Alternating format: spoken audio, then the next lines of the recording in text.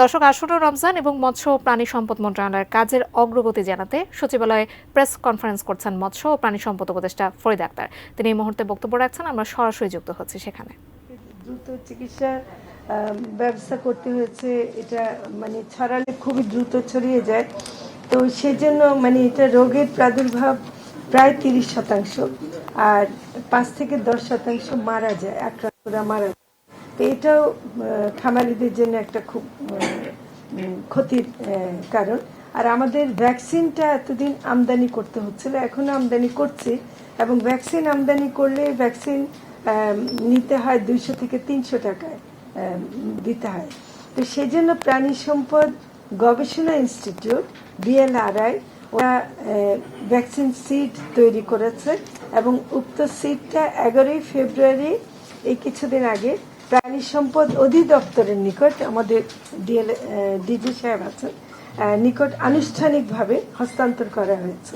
তো এখন তারা LRI বা প্রাণী সম্পদ গবেষণা প্রতিষ্ঠান, তাদের মাধ্যমে এইটা সিড থেকে উৎপাদন শুরু হবে, এবং সেটা আশা করি তখন এটা আমরা এই ভ্যাকসিনটা হলে পরে আমরা 50 টাকা যেখানে করতে হতো সেটা আমরা 50 টাকায় দিতে পারবো বলে আশা করছি। এবং এতে যে আমদানি করতে গিয়ে যেমন অনেক বৈদেশিক মুদ্রা খরচ হতো, সেটা সাশ্রয় হবে।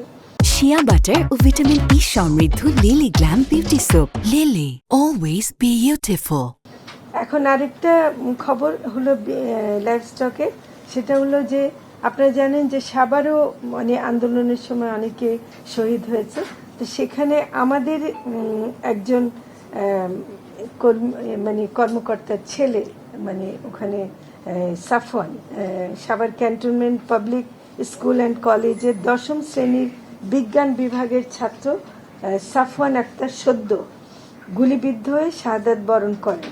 তো তার স্মরণে আমরা BCS লাইভস্টক একাডেমি সাভার, ঢাকার মূল গেট শহীদ সাফওয়ান সদ্য নামে নামকরণের সিদ্ধান্ত হয়েছে। এটা অলরেডি বোধহয় একটা মানে ডিজাইন তৈরি করা হয়েছে। যেহেতু কনস্ট্রাকশন চলছে, তা আমরা ঘোষণা দিয়ে দিচ্ছি, এবং কালকেই সম্ভবত ওই ইয়েটা লাগিয়ে দেওয়া হবে। আর যখন নাকি একেবারে গেটটা পাকাপাকিভাবে তৈরি হবে, তখন ওইটা লেগে যাবে। তবে আমরা এটা কালকেই, এটা পারলে আমরা কালকেই করে ফেলব।